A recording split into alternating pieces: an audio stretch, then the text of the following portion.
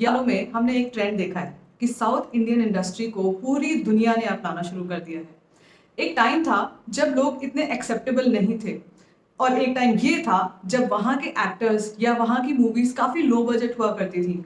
वहाँ के एक्टर्स या एक्ट्रेसेस इतने गुड लुकिंग भी शायद नहीं हुआ करते थे।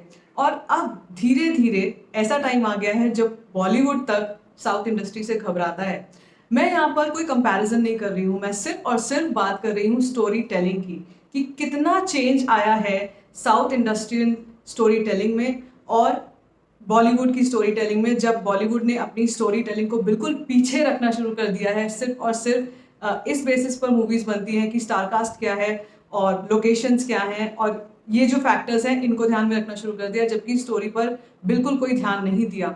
हमने देखा है लो बजट मूवीज भी बॉलीवुड की कभी कभी बहुत अच्छी चलती हैं क्योंकि उनकी कहानियां बहुत अच्छी होती हैं। अभी तक लोग ये क्रैक नहीं कर पा रहे हैं कि लोगों को, ऑडियंस को कहानी ही सुननी, कहानी ही देखनी पसंद है। उनको ग्लैमर में शायद इंटरेस्ट हो भी, लेकिन वो काफी देर तक रिटेन नहीं रह सकता। ज्यादा मूवीज ऐसी सस्टेन नहीं कर सकती जिनमें कंटेंट ना हो। और आज मैं बात करूंगी कुछ ऐसी मूवीज की जो कि अपकमिंग साउथ मूवीज की रीमेक्स होने वाली हैं। तो सबसे पहले बात करते हैं उस मूवी की जो रिसेंटली जिसके बहुत सॉन्ग्स पॉपुलर हुए थे, जो है अला वैकुंठ पुरमुलो। ये इस मूवी का नाम है, जिसमें अल्लू अर्जुन और पूजा हेगड़े हैं। और इसके गाने सुपर डुपर हिट हुए, पूरे दुनिया में मैं कह सकती हूँ कि सुपर हिट हुए। और अब इसका रीमेक बनने जा रहा है शहजादा के नाम से, जिसमें कार्तिक आर्यन स्टार करेंगे। तो कहानी की अगर मैं बात करूं, मैं यहाँ पे स्पॉयलर्स नहीं देना चाहती हूँ, लेकिन फिर भी आपको एक बेसिक चीज बता देती हूँ कि कहानी बहुत एक्स्ट्राऑर्डिनरी नहीं है, लेकिन कहानी है। मैं यहीं पे सबको, आप सबसे ये बात करना चाह रही हूँ कि कहानियां जो हैं वो आपको, मतलब जरूरी नहीं है कि आप बहुत बड़ी फेरी टेल लिख रहे हैं, बहुत ऐसी कहानी लिख रहे हैं। कहानी बहुत नॉर्मल भी हो सकती है, लेकिन कहानी जब तक होगी नहीं तब तक मूवी सस्टेन नहीं कर पाएगी, तब तक आपका show as a story teller sustain नहीं कर पाएगा। तो ये पहली मूवी है जिसका लोगों को शायद इंतजार है। वैसे ये अभी हिंदी में भी डब होकर आ चुकी है ओटीटी पे। तो अगर आपने नहीं देखी, आप देख सकते हैं। इसलिए देखिए कि इन कहानियों को समझने की कोशिश कीजिए, इनके राइटर्स को समझने की कोशिश कीजिए, कितनी बारीकी से और कितनी सिंप्लिसिटी से कहानियां लिखी जाती हैं। दूसरी जो बहुत बड़ी मूवी आने वाली है वो बनी है 2005 की एक मूवी, आपको याद होगी, अपरिचित के नाम से डब हुई थी हिंदी में, जिसका एक्चुअल नाम है अनियन। और इस मूवी में रणवीर सिंह होंगे मेन लीड में। और अगर आपको इसकी स्टोरी नहीं पता है, इसकी कमाल की स्टोरी है। उस टाइम पे शायद हमने इतना ध्यान नहीं दिया और हमने देखी नहीं, क्योंकि डबिंग की भी क्वालिटी धीरे धीरे चेंज हुई है। पहले जो डबिंग हुआ करती थी वो उतनी इम्पैक्टफुल नहीं होती थी, क्योंकि उसमें वो स्टोरी टेलिंग ठीक से नहीं होती थी।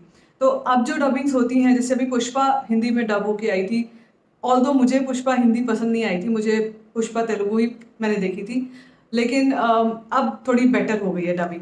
तो but yes, the story is amazing. Onion की स्टोरी एक स्प्लिट पर्सनालिटी के ऊपर एक इंसान है जिसका नाम रामानुजम है, और जिसको जो तीन पर्सनालिटीज में स्प्लिट होता है। जो सुबह एक लॉयर है, दिन में एक लॉयर है अम्बी जिसका नाम है, और उसके बाद वो रेमो नाम का एक सुपर मॉडल हो जाता है, और रात को वो बनता है अनियन। जब अनियन रात को ऐसे सोसाइटल नॉर्म्स से लड़ता है जो जो उसके खिलाफ जाती हैं, या जो लोगों को परेशान करता है, कह सकते हैं रॉबिन हुड।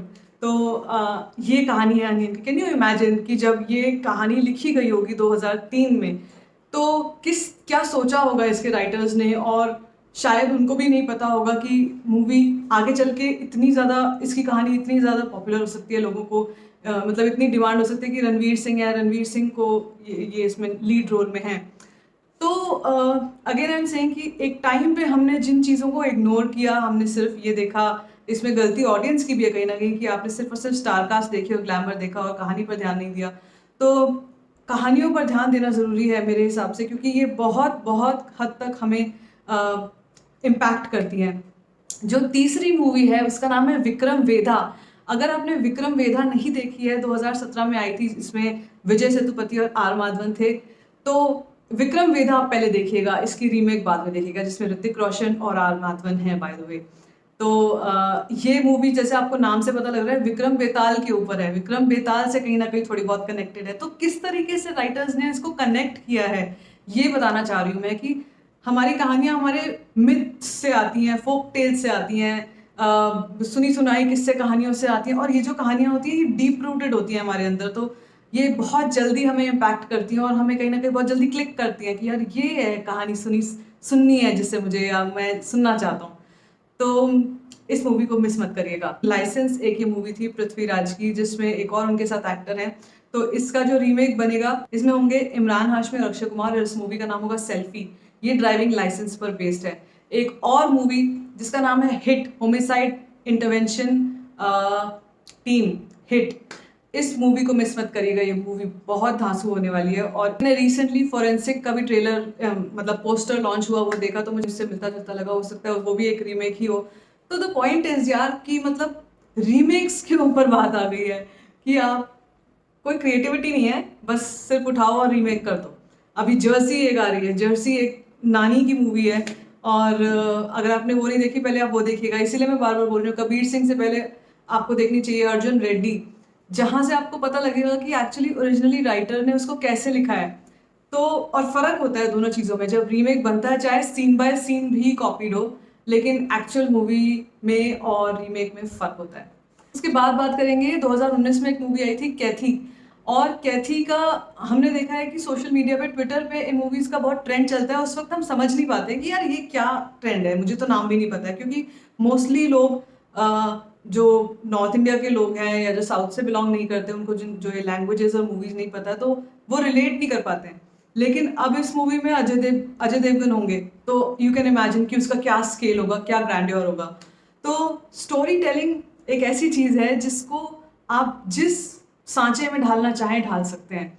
अगर आप उसको एक छोटी सी कहानी, सिंपल सी स्वीट सी कहानी सुनाना चाहें, उसको ऐसे सुना सकते हैं। अगर आप उसको बहुत बड़े तरीके से सुनाना चाहें तो आप वैसे सुना सकते हैं। तो पॉइंट इज कि there should be a story. और अगली मूवी जिसकी मैं बात करूंगी उसके रीमेक में है सलमान खान, और ये रीमेक है मास्टर मूवी की, जिसमें थलपति विजय और विजय सेतुपति है।